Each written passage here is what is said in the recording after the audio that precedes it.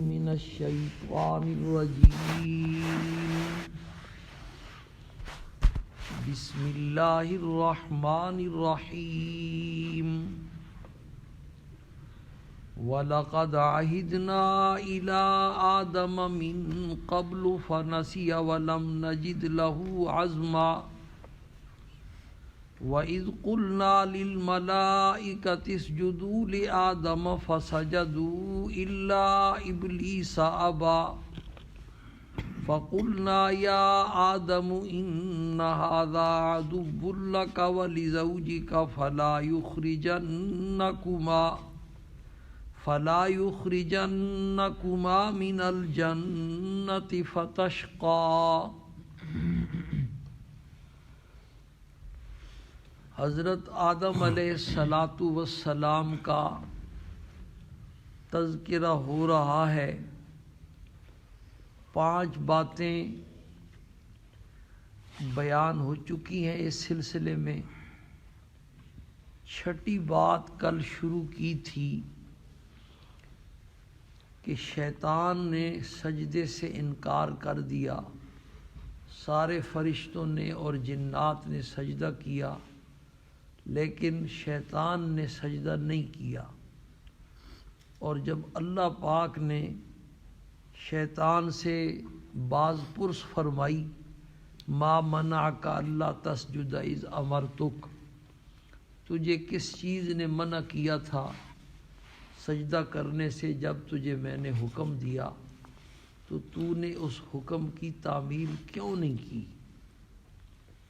تو بجائے اس کے کہ شیطان ہاتھ جوڑ کے معافی مانگ لیتا، بات ختم ہو جاتی، اس نے بات کو بگاڑ دیا، کہنے لگا انا خیر منہ خلقتنی من نار وخلقتہ من طین، میں تو اس سے بہتر ہوں، آپ نے مجھے آگ سے پیدا کیا ہے اور اس کو مٹی سے بنایا ہے۔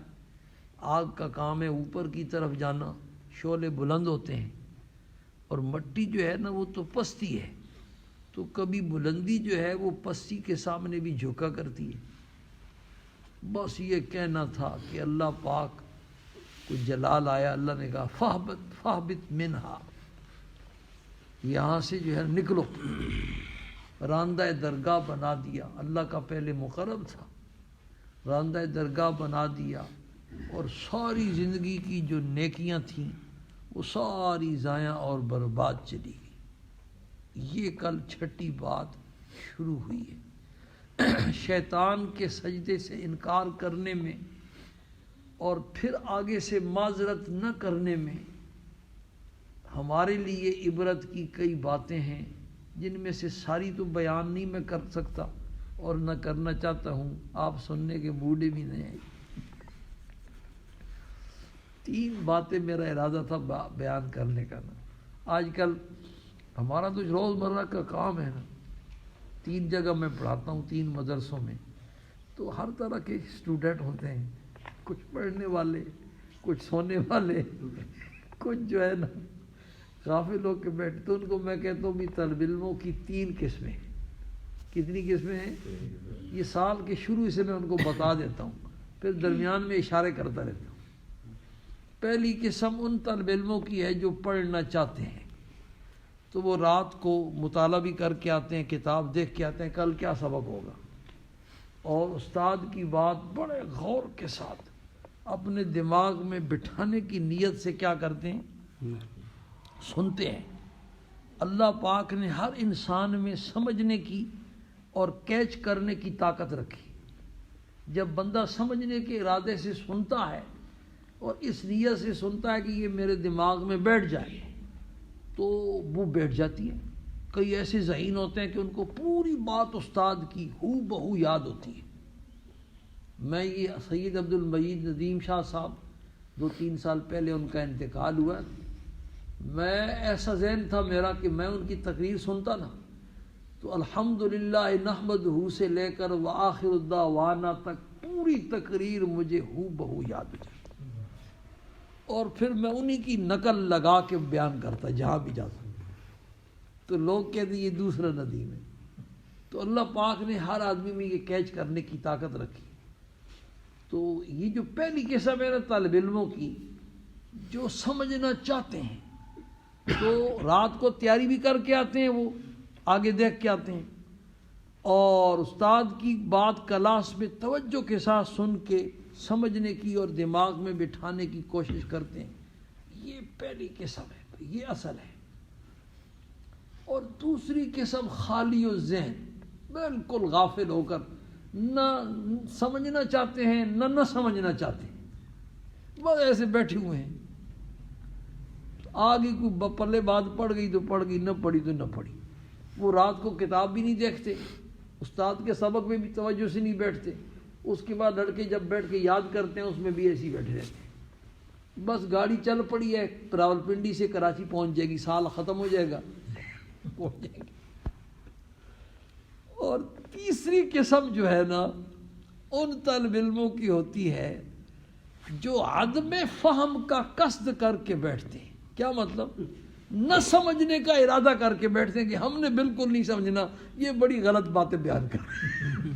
ایسا نہ ہو کہ ہمارے پلے کو بات پڑ جائے تو وہ کام خراب نہ ہو۔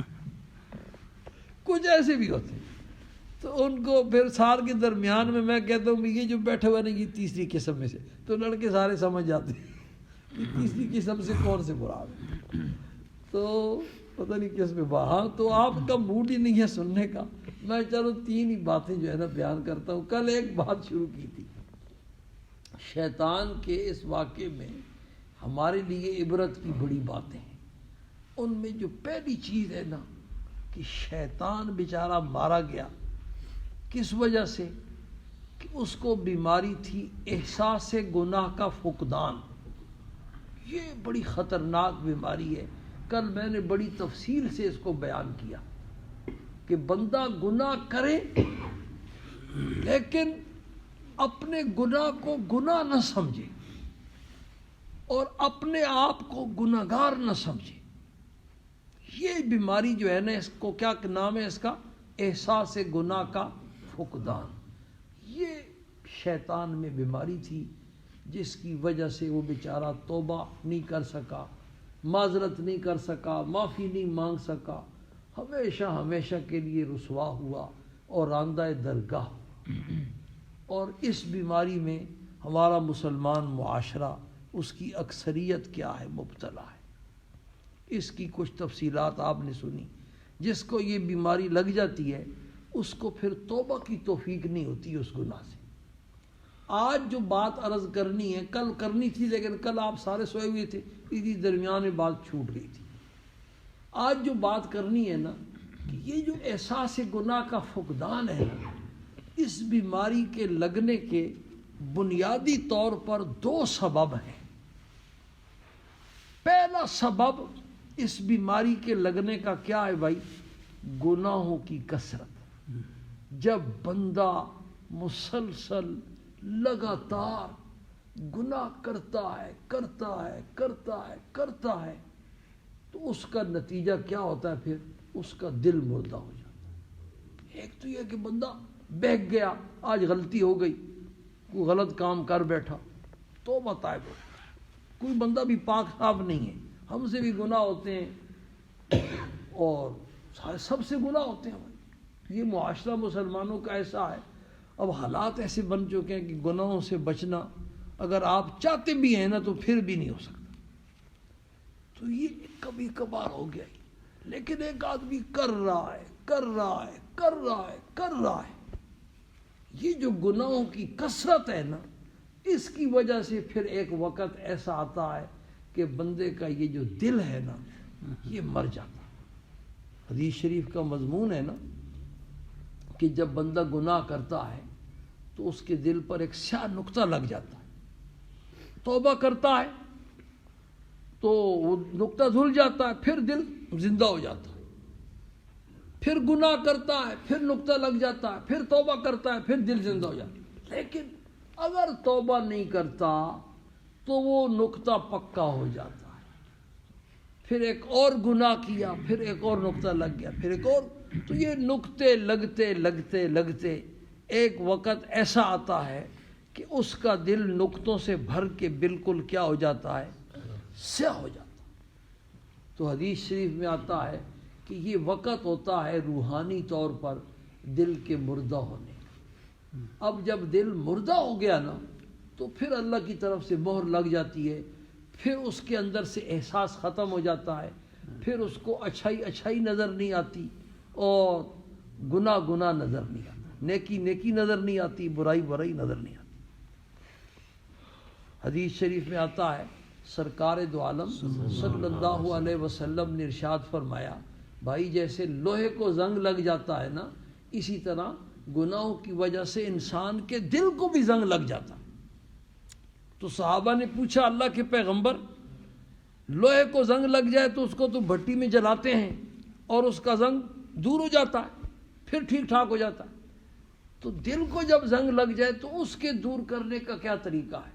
تو آپ صلی اللہ علیہ وسلم نے ارشاد فرمایا، کثرت ذکر الموت و تلاوت القرآن، موت کو کثرت سے یاد کرنا اور قرآن پاک کی تلاوت، یہ دو کام جو بندہ کرتا ہے آہستہ آہستہ اس کے دل میں پھر زندگی پیدا ہو جاتی، اس کو اسٹڈ پڑ جاتے، اس کے جو وال مردہ ہو گئے تھے نا، یہ دو کام کرنے سے کیا ہو جاتے، اسٹڈ پڑ جاتے ہیں اور اس کی وہ وال کھل جاتے، پھر دل زندہ ہو جاتا۔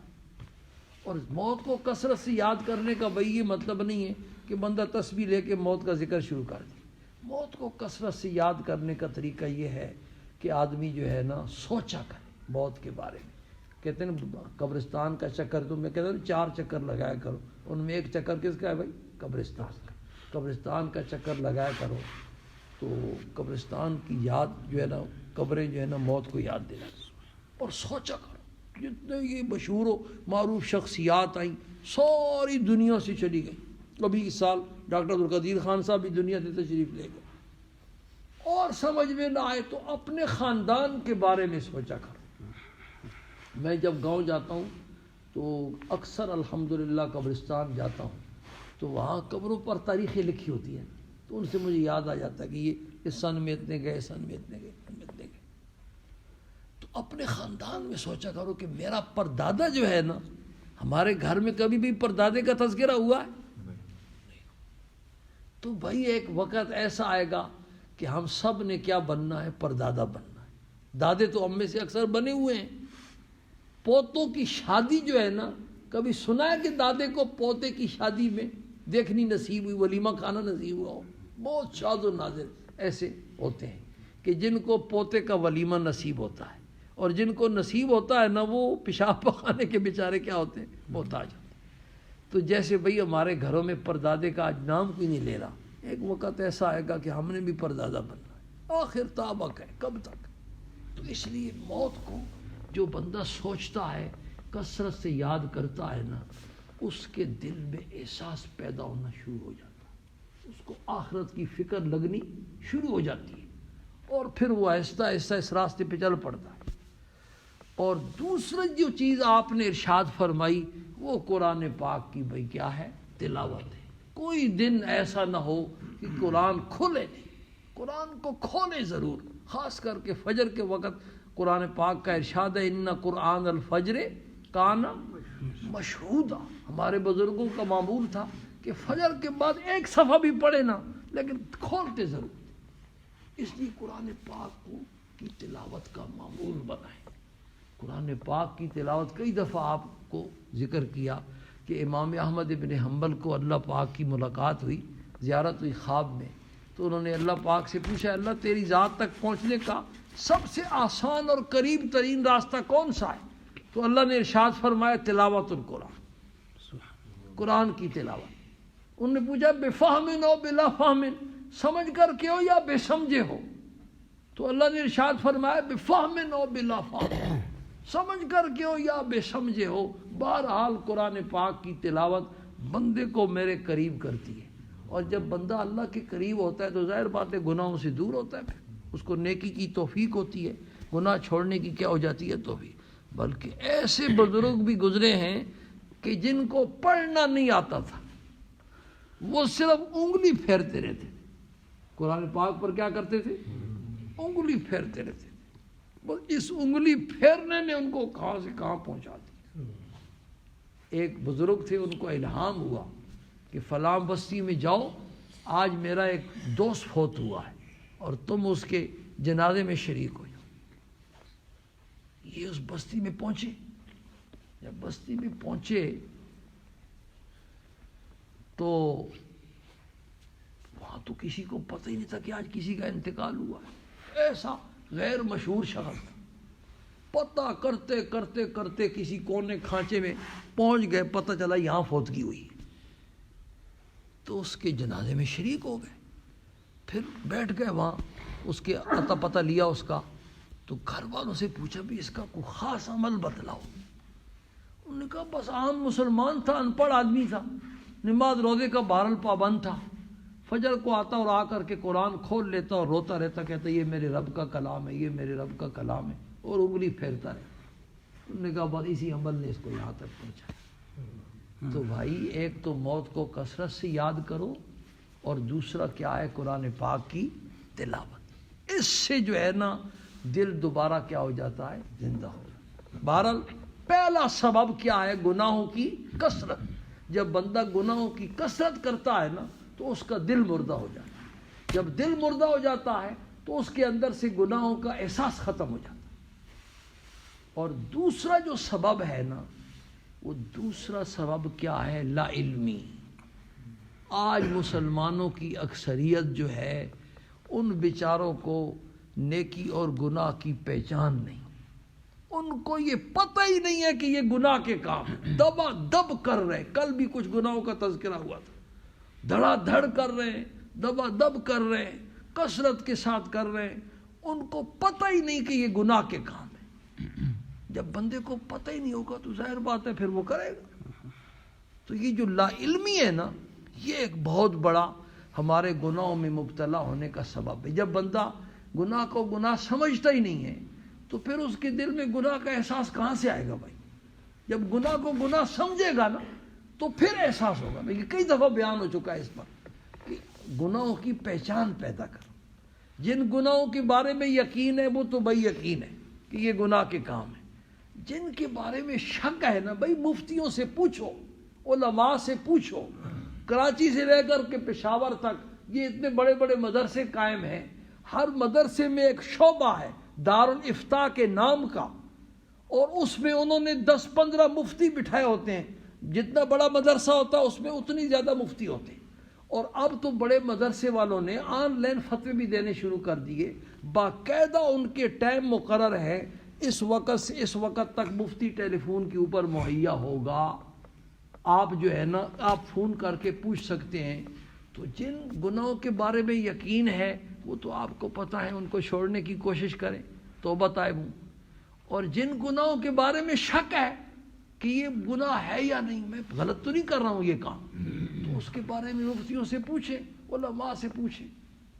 تو دوسرا جو سبب ہے نا احساس گناہ کا فقدان، اس بیماری کا دوسرا سبب کیا ہے، لا علمی، کہ بندے بیچارے کو پتہ نہیں ہے کہ میں یہ غلط کام کر رہا ہوں، اور حقیقت میں وہ غلط کام کر رہا ہوتا ہے۔ تو اس کا علاج کیا ہے بھائی، اللہ والوں کی صحبت، علماء سے پوچھنا۔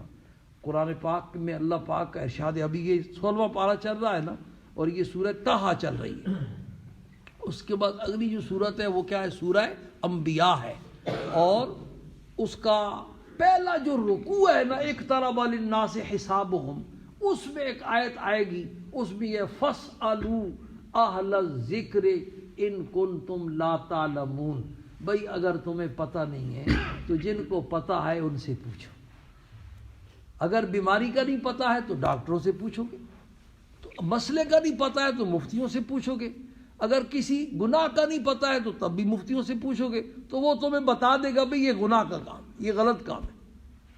تو پھر بچنے کی اللہ پاک کیا کریں گے، توفیق بھی دے دیں گے۔ تو بہرحال شیطان کے اس واقعے میں ہمارے لیے جو پہلی بات عبرت کی ہے وہ کون سی ہے بھائی، کہ شیطان کو توبہ کی توفیق کیوں نہیں ہوئی، وہ احساس گناہ کے فقدان میں کیا تھا، مبتلا تھا، کہ اپنے گناہ کو گناہ نہیں سمجھتا تھا، اپنی غلطی کو غلطی نہیں تسلیم کیا اس نے، اس لیے مارا گیا بیچارہ۔ اگر ہم کو اپنے گناہ کو گناہ سمجھتے رہیں گے اور روتے رہیں گے، اللہ پاک سے معافیاں مانگتے رہیں گے، تو اللہ کی ذات بڑی غفور الرحیم ہے، یہاں تک نوبت نہیں پہنچی۔ بہرحال یہ پہلی چیز آج ختم ہو گئی۔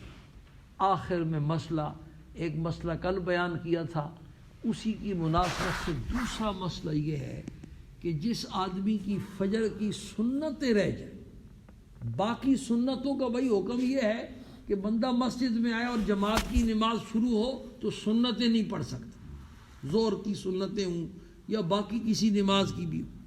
لیکن فجر کی سنتوں کا مسئلہ یہ ہے کہ اگر یہ امکان ہو کہ میں امام کو سلام سے پہلے پا لوں گا تو پھر فجر کی سنتیں نہیں چھوڑنی چاہیے۔ کونے کھانچے میں، ہمارے ہاں تو ماشاءاللہ باہر جگہ ہے، کونے کھانچے میں آدمی کیا کرے، سنتیں پڑھ لے۔ لیکن اگر امام شالیمار ایکسپریس ہو یا مختصر نماز پڑھاتا ہو اور یہ خطرہ ہو کہ میں سنتے میں لگوں گا تو سلام پھیر دے گا، تو پھر سنتیں چھوڑ، پھر جماعت میں کیا ہو جائے، شامل ہو جائے۔ تو پھر سورج نکلنے کے بعد جب اشراق کا وقت ہوگا پھر ان سنتوں کی قضا کرنی ہے۔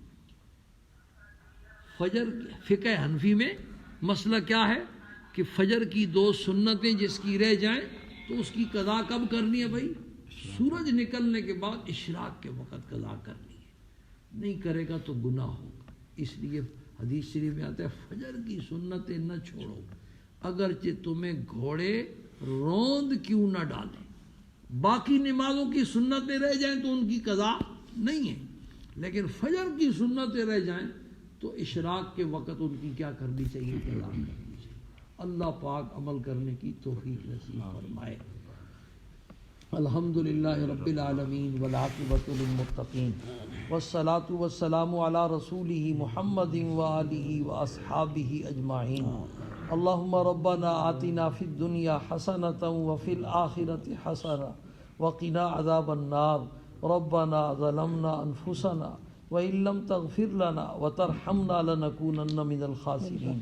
اے اللہ ہم سب کے تمام گناہوں کو معاف فرما، اے اللہ ہماری تمام خطاؤں کو معاف فرما، اے اللہ ہمیں ہر قسم کی جسمانی اور روحانی بیماریوں سے محفوظ فرما، اے اللہ ہمیں دنیا اور آخرت کے نقصانات سے محفوظ فرما، اے اللہ ہمارے لیے پورے دین پہ چلنا آسان فرما، اے اللہ ہمیں اپنے دین کی صحیح سمجھ نصیب فرما، اے اللہ ہمیں گناہوں سے بچنے کی توفیق عطا فرما، اے اللہ تمام مسلمان بیماروں کو شفائے کاملہ عاجلہ نصیب فرما، صحت اور تندرستی نصیب فرما، عافیت نصیب فرما، اے اللہ پوری انسانیت کو ان وباؤں سے نجات نصیب فرما۔ وصلی اللہ تعالی علی خیر خلقہ محمد وآلہ واصحابہ اجمعین برحمتک یا ارحم الراحمین۔